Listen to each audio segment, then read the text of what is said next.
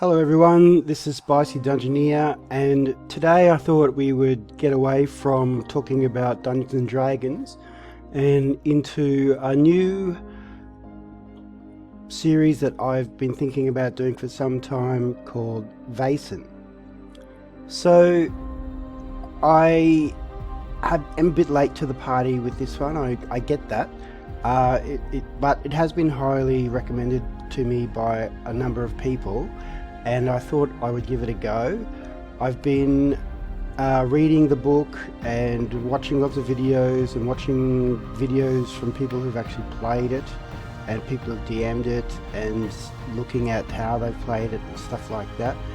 There are a lot of videos on this, but not many people have actually played it in terms of the people who have done the video. And I think that I'm going to run a campaign for this thing very soon, and I would like to start preparing for that now. So this is going to be my pre-playing video where we just have a look at the book. Just to let you all know, I haven't been paid for this video. I haven't received any free copy of the book. This here is a free online version that I found. One of the things that I love about this company is that they did give away free PDFs of the book, of the rule book, during a Halloween event, and it's just refreshing to see some of these smaller publishers, you know, doing nice things for the community to encourage it to grow. It's certainly a big change from Hasbro and a lot of the things that they've been going on with WotC as well, with all of the Wizards of the Coast stuff, all the OGL stuff, all the copyright dings and stuff like that. It's a bit sort of too dramatic. Anyway, everybody should play the game that they like, and certainly I haven't given up on DMing or playing Dungeons and Dragons. I still enjoy those games, and to be honest with you, for all my complaining about one D&D, I'll probably end up buying it anyway, because that's what always happens whenever there's a new edition. Anyway, let's get into Vaesen. Vaesen, or Vaesen, as I've heard it also said, is a Nordic horror role-playing game set in 19th century Sweden. There is a British version, and I saw that they were role testing a Japanese version as well. There's rules in it to homebrew your own stuff, so you could look up monsters and things like that from any culture that you wanted to incorporate into your game. As you can see, the artwork is beautiful and really one of the strengths of the book. I've also heard that the quality of the book is really good, and the paper stock. Just to give credit where credit is due, you can see that people who were associated with making this book. It's a new game, 2020, and you know, I think it's going to be interesting, and I'm looking forward to GMing or DMing this in the future. So you can see what we're going to be talking about, and you might be familiar with this gaming system before Free League.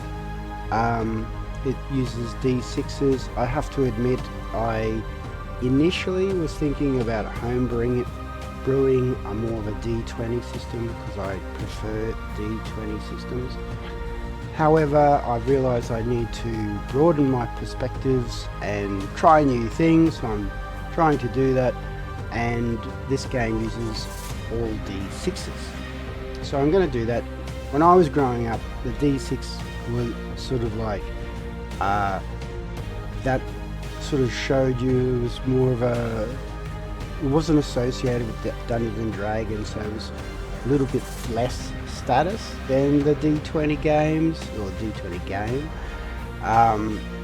and so it didn't feel the same, but I'm trying to overcome these ideas now and be open-minded, as I said. I know I'm using a free version of this. I do intend to buy the book for myself. I will probably end up buying the DM screen and all sorts of things. Once I get started, I tend to do that, just because I actually like the physical book. Even though I tend to use digital resources, I just love books, basically. More of this fantastic art. Anyway, there's these great like little stories and examples of play. I mean, for those of us who have been playing role-playing games for many years, or even a couple of years, you probably don't need so much instruction about how to play a role-playing game. But if you're lucky enough that this is your first role-playing game, this is a good thing to check out. You may notice that my vision, like the camera on me, is see-through. I've done that because one, I would rather show the book than myself. I've got a good face for radio and a good voice for silent movies, but I do think that it helps if you can see a little bit of my reaction to things, and I thought that the see-throughness of it is good because I'm like a ghost haunting us, which fits in with the basic theme. Alright, so anyway, having read all of this, you get the feel, it gives you a good background in that it's a supernatural Scandinavia, that your characters have somehow, through trauma, gotten the second sight, which is the ability to see these invisible creatures. So Orphasen, which are like fairy folk, or elves, fairies, that sort of goblins, all sorts of folk tale based stories, Brothers Grimm, all of that stuff. They are usually invisible. They can be visible if they choose, but the characters have this unique ability to see them all of the time. Now, that comes with certain responsibilities, because once you can see them, a lot of fae do not like to be ignored. So you've got this skill that and remember, it's dark Scandinavian horror, and so there's this trauma that created this condition in you, in your character, and some of those things can be quite bad. Now, I was watching one particular video about one person said it's dark because it's Swedish horror, and I love that. But I'm just saying that, particularly in today's modern audiences where everybody's easily offended, if you feel that you're going to be easily offended, this may not be the game for you. It does have things like dead children, but they're ghosts, So, is that a sensitive topic? Maybe it is for you, and that's fine if it is. We all, deal with life in our own way, but you might have to think about that. Most of the stuff, though, in terms of what happens to your character, even though some of it can be confronting, like having like a alien worm inside your head, which is helping give you some second sight, or just you can imagine the things that could happen in a world such as this, but they're all your choice, right?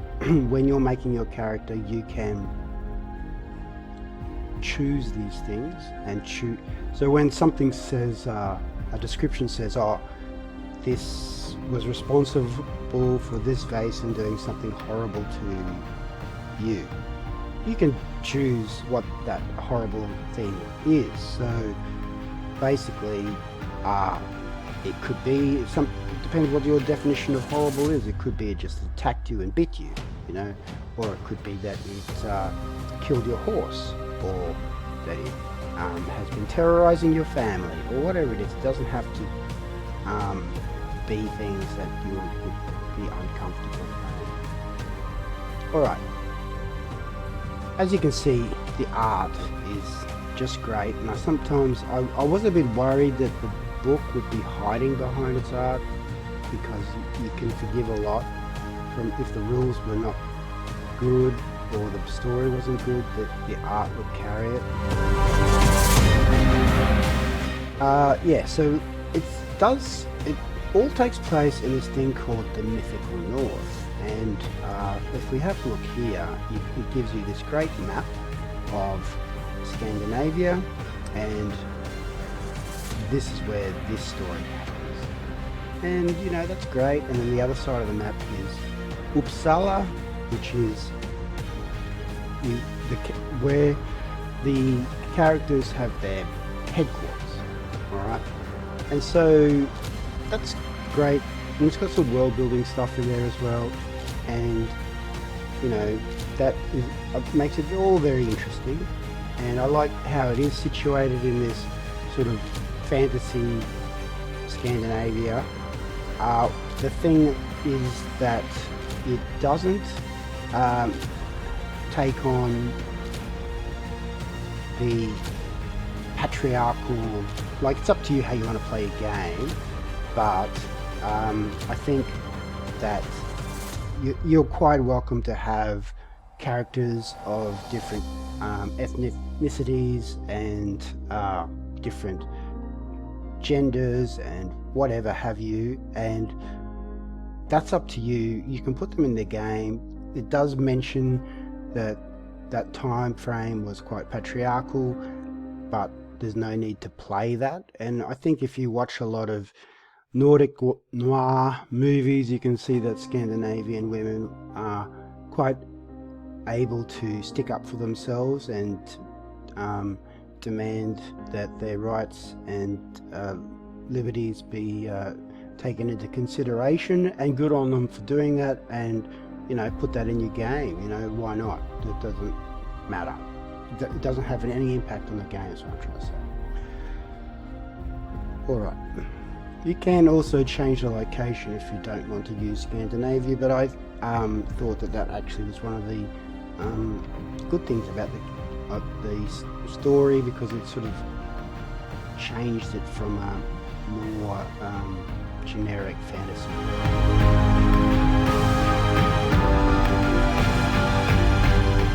Alright, so you can see some of the artwork takes on a very horrific look at times. It's also different from something like Dungeons and Dragons in that it's not like a dungeon crawl, it's more of an investigation story. So you can compare it to Call of Cthulhu or Monster of the Week. And if you think about the 19th century, you've got your detectives, your Sherlock Holmes, you've got your Mary Poppins and your Charles Dickens, that sort of time period feeling. And so that's really classic horror. If you think of your old Dracula, the old Bram Stoker's Dracula, and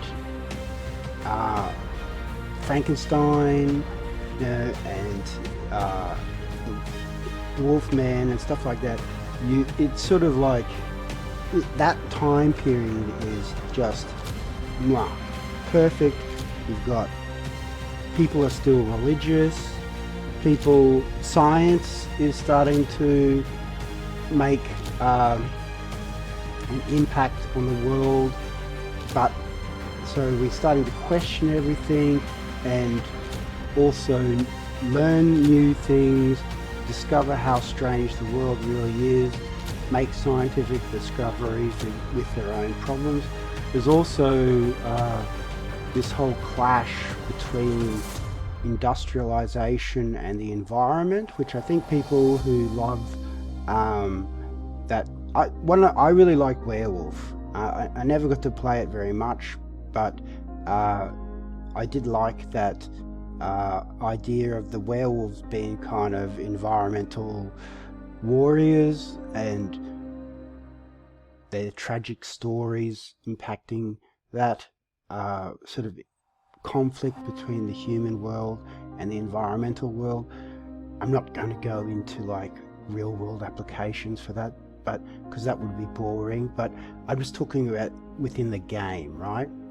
So I think this is very interesting to pursue, and this game has it as well, and the Vaesen are very much part of that natural world, and as the book itself tells you, the natural world is out of balance with all of the chemicals and just the advance of technology and stuff like that, and something is changing the Vaesen, whereas, you know, rural people used to know how to placate them and, you know, live in harmony with them, and but these old things aren't working the same as they used to, or maybe because some of them are being ignored.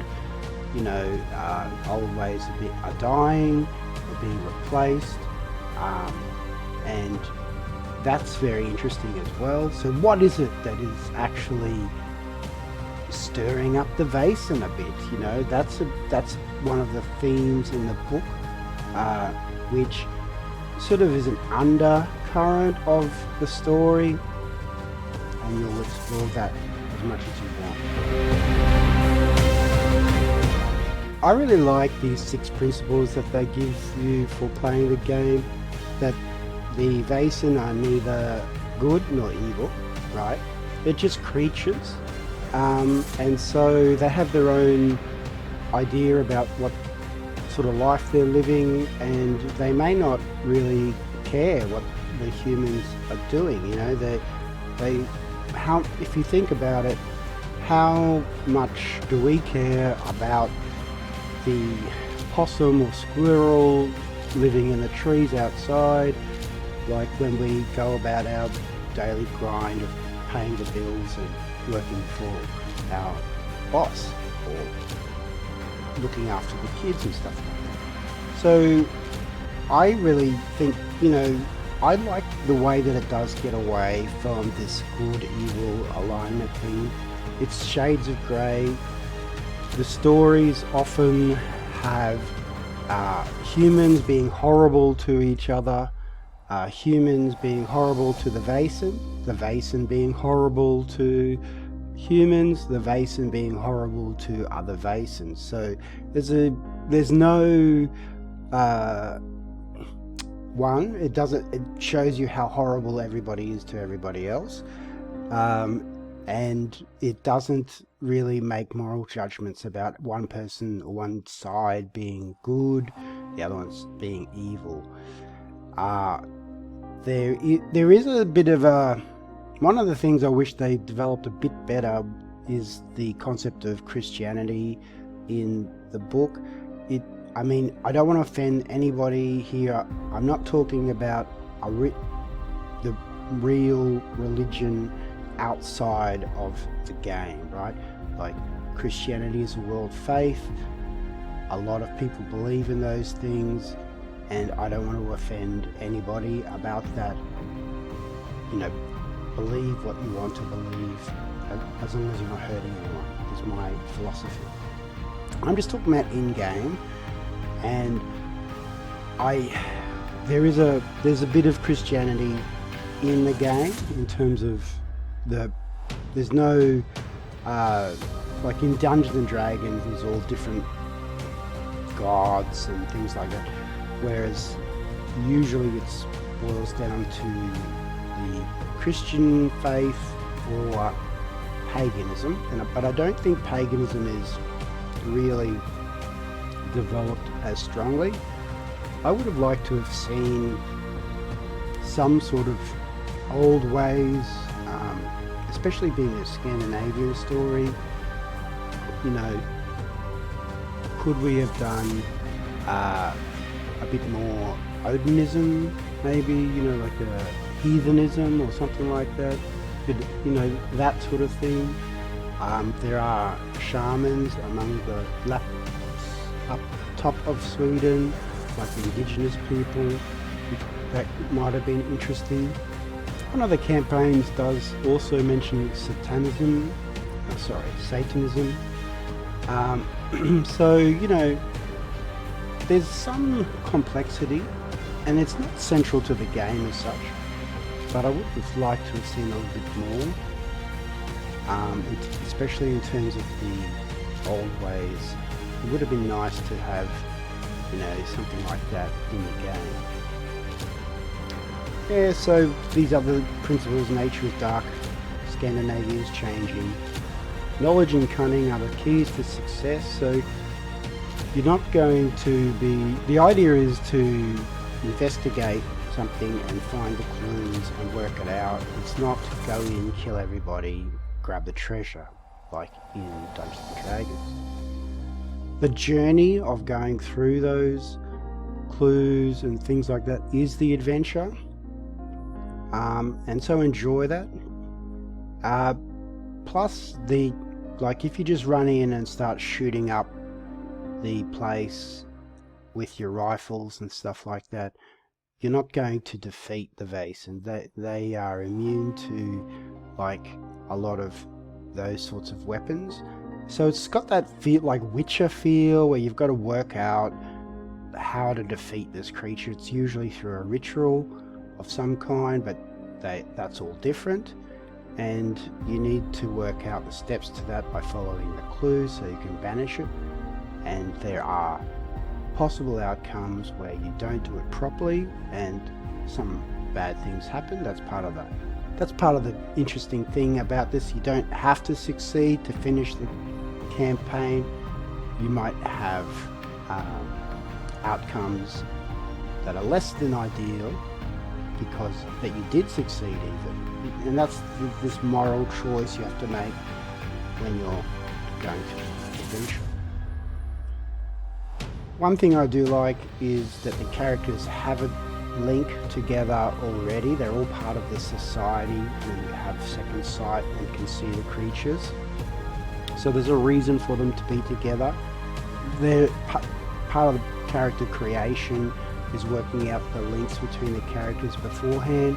So there's none of this like that one player that's like, oh, why am I here? I'm going to go back to the tavern and, you know, I don't want to participate in the adventure. Everybody already has a reason there, and hopefully that'll save some time. You don't have like lots of time being wasted in taverns trying to pick up the next adventure. Anyway, let's continue. Getting into play, character creation is huge, and I think that it could also even deserve its own video in the future. I'll show you the character sheet though. That's here.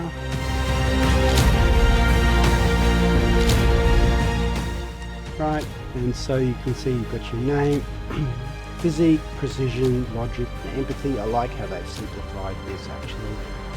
So your mental stats and your physical stats. Age has an effect on your character. It's basically how much you can put into attributes versus how much you can put into your skills. As I mentioned, when you're making your character, you will have trauma, you'll have a dark secret, and some of them can be quite dark, but just remember you get to choose that. You also get to decide your relationship with the other characters. Then there's it doesn't have hit points. It has these conditions, and as you take a condition, you work towards being broken.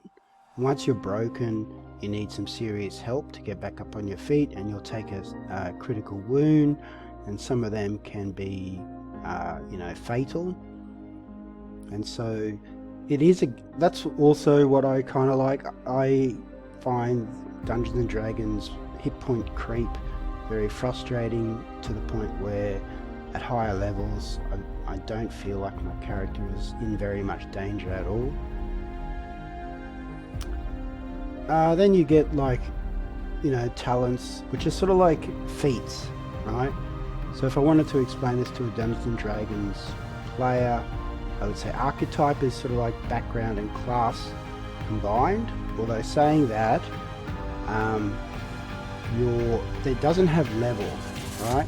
So one of the things that back in the day when we were playing 3.5, we were waiting for 4 to come out. There was a lot of speculation about what they were going to do in terms of the next thing.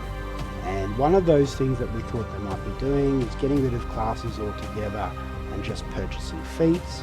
And I spent a lot of time thinking about that, thinking that was a good idea.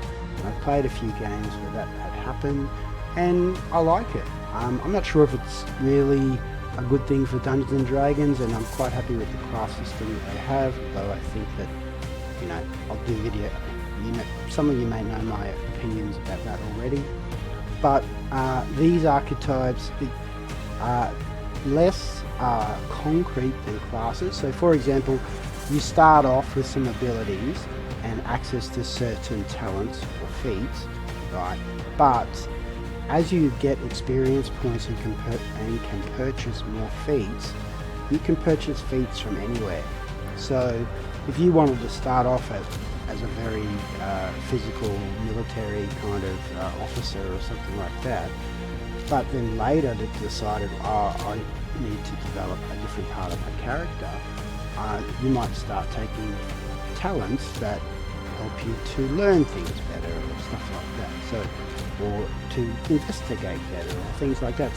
So I like it in that it's very free to develop the character that you want and as you see fit, and that it's not, but each of those talents is not groundbreaking. Like, it's not going to unbalance the game if one character has got 1 or 2 more than the other characters, Anyway, and we can see you get equipment, weapons, armor, advantages. You get to choose your advantage. What I mean is, every mystery, you start the game and you say, whatever, it can be anything, like could be, my character has been in the boxing gym training hard every day this week, right? And then during the adventure, you're in a fight and you're trying to punch your way out of it, and you say, I'm going to use my advantage because I've been training in the boxing gym every day this week, right? And that's obviously a very flat delivery on my behalf, but you can imagine in game you might actually imagine the payoff. You set this up as a player, and then you get to actually role play it in the game, and boom, you get this advantage, and you're wonderful. It doesn't have to be something as straightforward as that, though. It could be like, I'll never forget the romantic kiss of, Sergeant Pepper from the Royal Navy, and then I don't know, and then in the game there could be something where you say, you've drawn inspiration, or it gives you mental fortitude or something like that, and that kiss gave you that advantage. You can do that. I mean, that sounds cool. You got to choose that, and then you get to choose how to apply it, and as long as it sort of makes sense, it's okay, right? So it changes for every mystery. So once you complete the mystery, which is sort of the adventure, right? Instead of adventure, they say mystery, then you choose another one, right? It's great. Experience is very simple, and it's not the same as D&D with, you know, getting XP for killing things and stealing treasure, right? So although I also like fights and treasure, combat and treasure, it is, you know, a bit of a moral dilemma that we basically get rewarded for murder and theft, whereas experience is handled differently in this game. You don't have to kill things in this game either.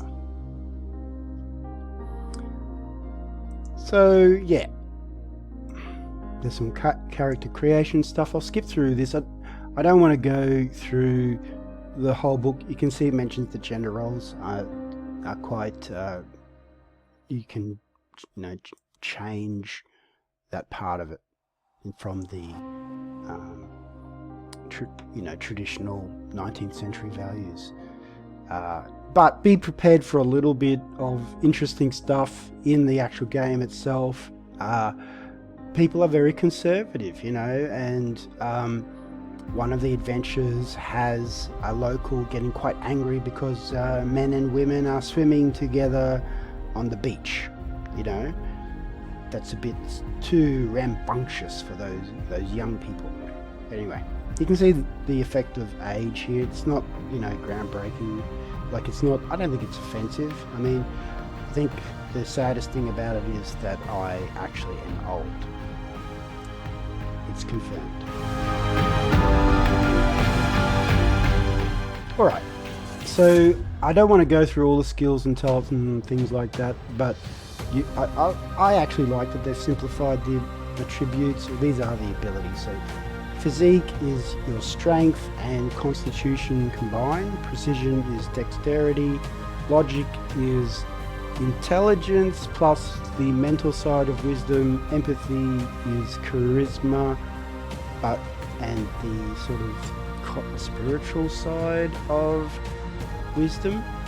I do like that rather than I like that they got rid of charisma, in terms of, instead of it being how good looking you are, it's about a ability to connect with others and feel what they're feeling. You know, I like that focus on that ability area more than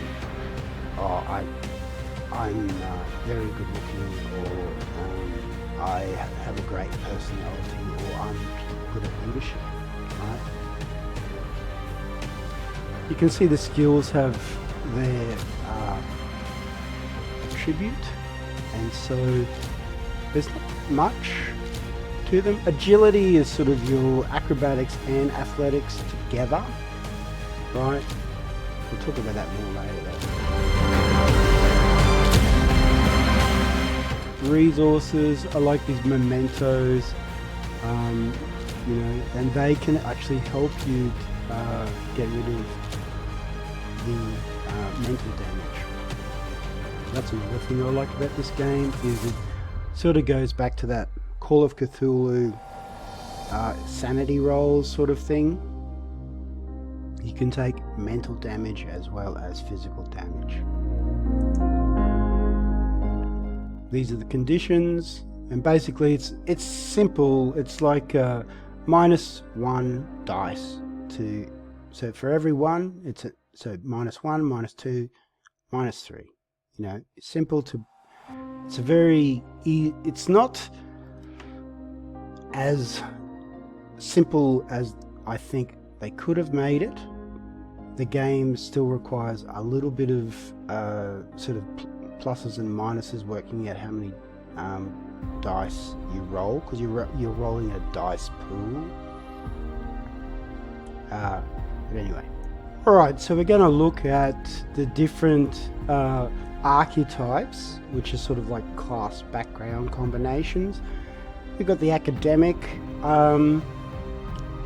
You can see they give you some choices, in terms of what you can use as your trauma.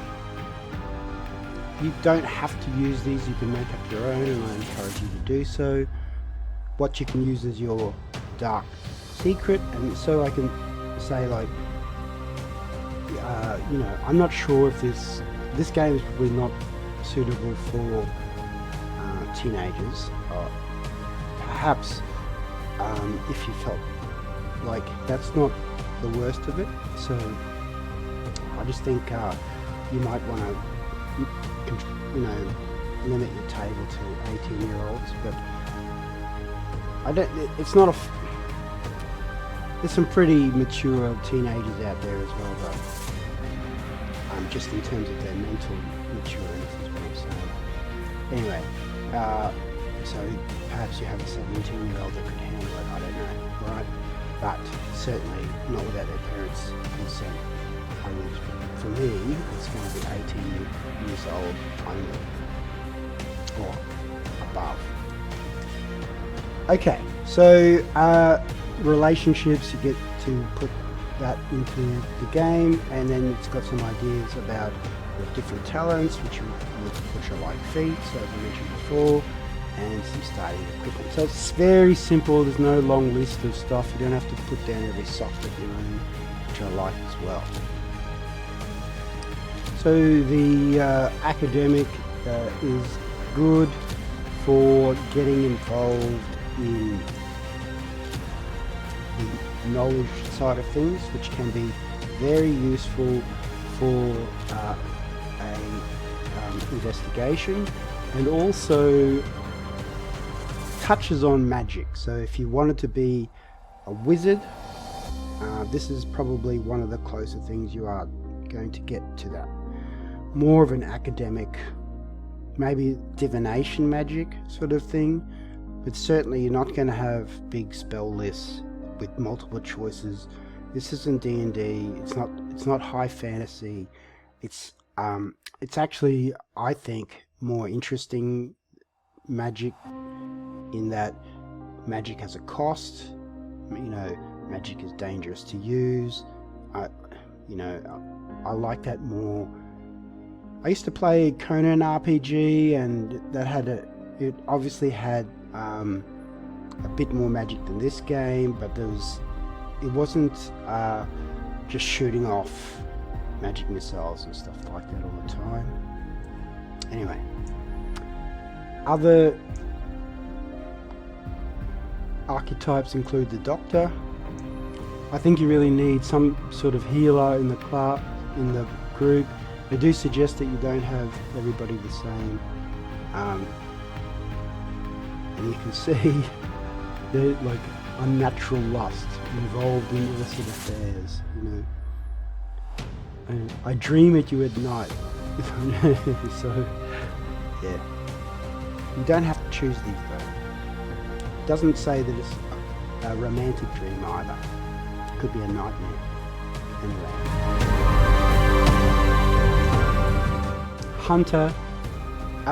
They are very much like a ranger, and they even get a little bit of herbal healing, so you know, that was an interesting surprise. And I think that they are very interesting. I think Hunter is one of those things that I would actually like to play if I was playing this game. I really hope that I do get a chance to play it. I'm looking for an adventure to join as a player, and I'm looking for players to join my adventure. The Occultist, once again, if you want to be a wizard warlock sort of thing, it's got a warlocky feel to it, but there's no pact or there's no eldritch blast, right? Witch, it's more like a witch, you know. So it says changeling here, but there's no magical powers that come with that, at least not straight off the bat. Officers is more like the battle master, right? And priest is the religious side of the cleric. It does help you with the mental damage, right? And some of the things can help you against the Vaesen in terms of having some religious weapons to use against them. Some some of them are more susceptible to this sort of thing than others. The Private Detective, it is an investigation game, so remembering that, you might want to make sure you have somebody that can figure out the clues, right? The Servant, now I get it, nobody wants to be a servant, but just don't think of it like that. Remember that, Batman had his butler. It can be a bodyguard. They do have if you look at their abilities, that they are actually good, like tough as nails, robust, loyal, right? They get a revolver, so they're not to be they're really good at actually the main skill is force, so they're really good at punching people up. So they could be a bodyguard, as I said, or they could be the security that worked at a place, like keep an open mind, right?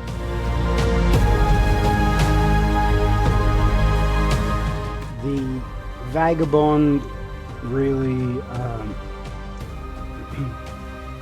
it's a stealth-based character. It's not the only one, but it's got that street urchin sort of feel to it. The writer also has some magical side to it, in that it's got some skills that are automatic writing that can influence the game.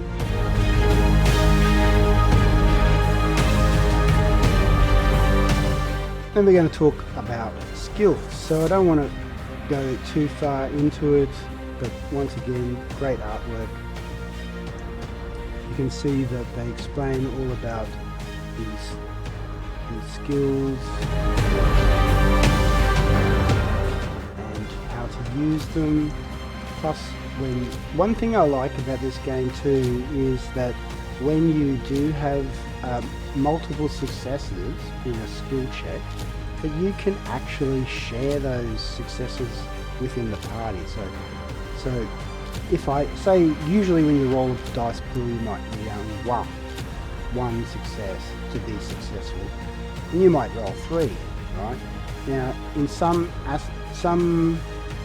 things, you might keep those 3 successes and do extra damage or affect the battlefield in some way. Or if you need to get everybody over the line, like for example, you're climbing up a wall or a cliff and you really succeed a lot with that, you might give a success to another player, and that helps the whole team out. And I really like that about the game. It is it's making teamwork part of the game, and actually when you get experience points later, that is mentioned and part of the way of gaining experience points. I mean, helping other people. So you can see if normally it's a 1 success, others times there's 2, and it gives you a nice little table here about how to be successful. Look at the way the page turns.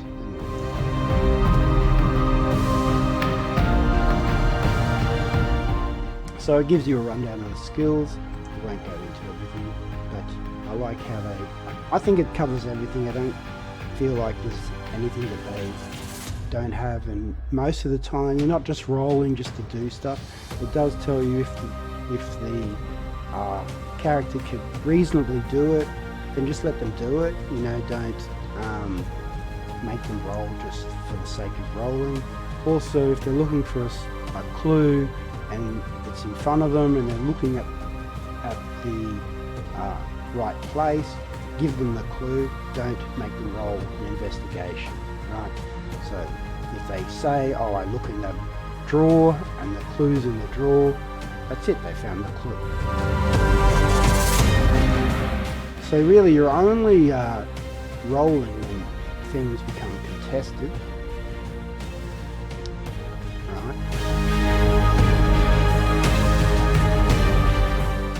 this is probably my favourite picture, not because it's artistically talented, which it is, but just the whole idea of playing chess with this skeleton, and that the skeleton is obviously enjoying itself so much, and like fully engaged in the game of chess. I like these stories too, where they give you, they're a bit, the font sometimes can be very difficult to read, but they are good little flavourful text. Alright, then we have the talents, right? So you can see here that this is the other good thing about this book, is you can choose the talents of other things once you go up in your experience point. So for example, I might be a doctor, and at the start of the game I'll have, you know, one of these, but in my next level I don't have to choose one of them. I could choose Strike Fear, right? So, or I could choose Erudite, right? You're not limited. There's also a big bunch of just general traits as well as you go up, including having a pet, which is cool. You know, I think Dungeons and Dragons actually needs more pets. Some of them are quite religious in flavour. I would like to actually see a little bit, like I said, a bit more rune magic or something like that. You know, maybe we might see that in the future. A little bit more of the old ways from the Norse traditions would be interesting, or Slavic conditions, or the Lapland people, that some of their cultural practices. Anyway. Yeah, so then we go through conflict and injuries, and I like how they use cards for initiative as well. I think, I mean, it's a good, interesting way, and I think there's ability to like take cards from your opponent and things like that if you do special maneuvers or have certain talents. Remembering though that you're not just going to go in and be shooting up the place, and especially shooting up the base and then go home for whiskey and cigars. You know, like it's more tricky than that. I like here ammunition. They don't count ammunition unless it's important to the story. So for general pew pew pew, you know, it's okay, and then suddenly you're sort of trapped in a underground thing, or you've got to quickly reload your weapon with the 5 silver bullets that you got to shoot the werewolf. You know, that's when you count ammunition.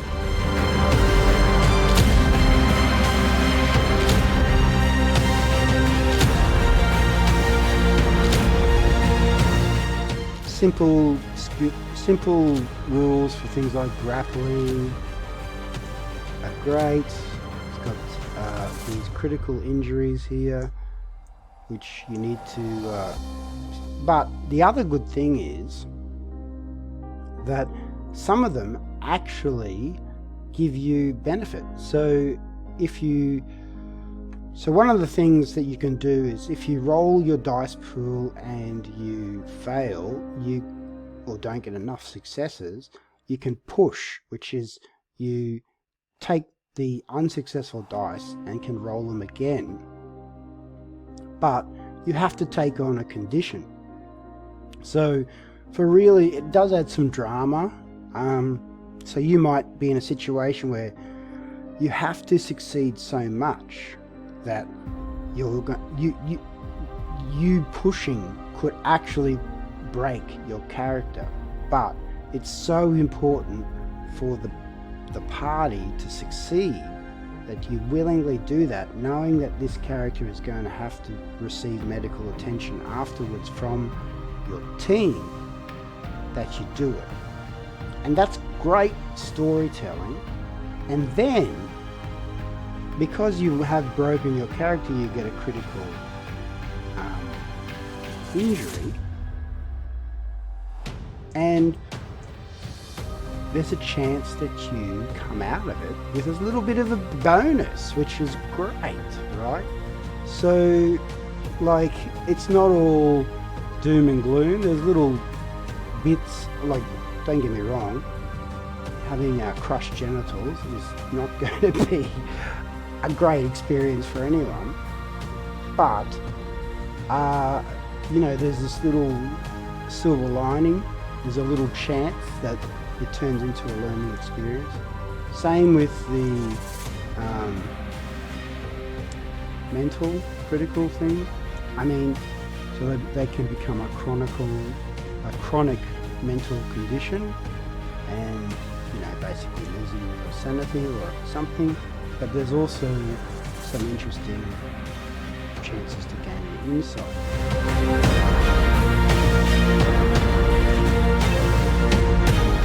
There's fear. Whoops. There's explosives.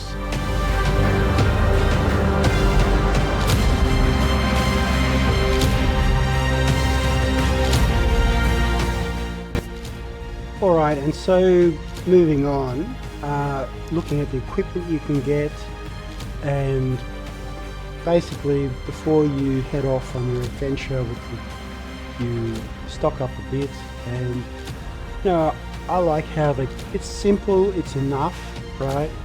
You don't need to worry too much more about anything else, and you know, there's a few different things that you can look at. There's armor as well, but it's not a huge list that sort of gets about everything. You know, there's enough weapons there to keep you interested without having to worry about going into a lot of detail. I mean, points for just having a rifle butt as well, you know, as a close combat weapon. Actually, points for having firearms, and rules for firearms and rifles, and including the difference between rifles and pistols, or having explosives. You know, I'm looking forward to that part of the game. Alright, this video is getting very long, but I really do want to get into this, which is this great thing that I like about it. Just when you thought you were getting into this dark fantasy world, you know, you also get a headquarters, and you can play Barbie's Dream House, which is fantastic. It's a great like contrast between going out into the adventure or the mystery and getting your butt kicked, and then coming back home and you've got somewhere to rest and, you know, research and do all those things. So you sort of inherit the keys to this castle, and because you're a part of this society. And 10 years ago, another group of people who had the second sight also lived here. What happened to those other people from the society? They disappeared, and the only survivor you get to meet, but she's in an asylum and doesn't want to leave there now. So this is a mystery, and part of the campaign is finding out what happened to them. How much you want to buy into that is up to you. But also love that you get a headquarters character sheet, right? So you get to, you know, develop it, build things on it. The things that you build will give your party extra things that they can do, or ways that they can prepare or think, all nice little bits and pieces.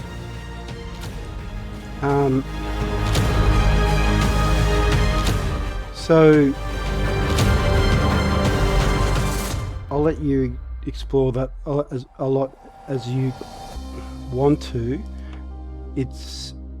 But it's sort of the other part of the game, which I think adds a nice little twist to it, right? You get the it also has its own little adventures, so like it gets experience points. So when you finish a campaign, there's a list of questions for each player, and if they say yes, they get that many experience points, and they can expend those experience points on developing their character. The same goes for the house, and the things that the party do could give development points to the house, and then you can buy new stuff, right? So there's all sorts of interesting upgrades: butterfly house, armory, shooting range. It's great, right? And they all give you little bits and pieces. I mean, who doesn't want this guy here working in your castle? I do. He looks like he'd really look after the place. Anyway, it gives you some information on the world that you're in, and this is the Mythic North, right? And Uppsala. And that's great, It's a little bit of information, but it's not too much, and just basically about life in Northern Europe, the major cities. You can relocate this campaign if you wanted to. I'm probably going to compromise a little bit, because I would like it to also include other stories, other monsters.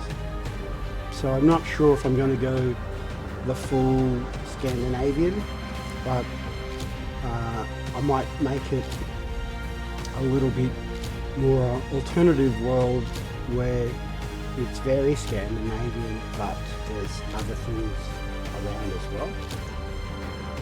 Anyway, it's great. Vehicles, steamboats, horses, coaches. Love it. I love it. Universities, science, an asylum. You get the idea.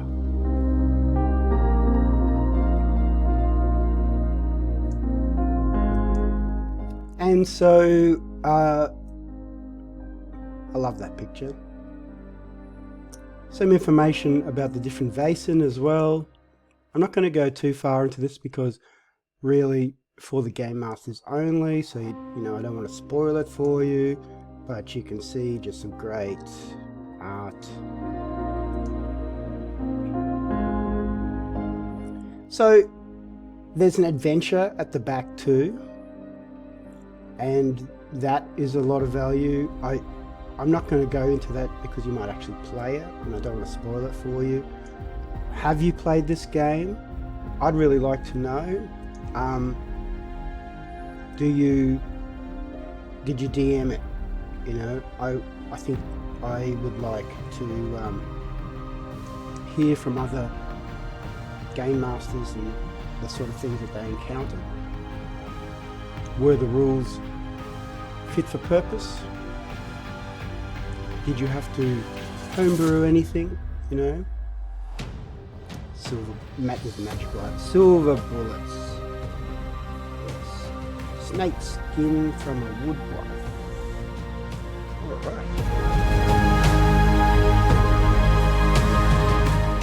All of these monsters and things. It's great. Anyway, this video is becoming very long, so I think it's time I stopped. What did you think? Did you enjoy this video? Please like and subscribe if you did. Leave your comments. Do you think you would like to play this game? Have you played it before? Is it on your to-do list? Is it this sort of thing interesting for you? I find that myself, as a gamer, it's always good to get away and play other games, so I'm keen to do this, and I aim to do this game around Halloween. I thought it would be a nice little fun Halloween themed thing to get involved in. But I think I would also like to know, were there any problems? You know, some people have said they did have some issues with the game. I'm not sure whether they were playing the game right when I listened to their problems, because other people didn't seem to have that problem. But let me know, what do you think? I look forward to reading all your comments. Please share this video too, that's actually very useful for me. And sorry about my voice, I have been very sick. That's why I haven't posted a video for a long time, more than a week. Bye for now.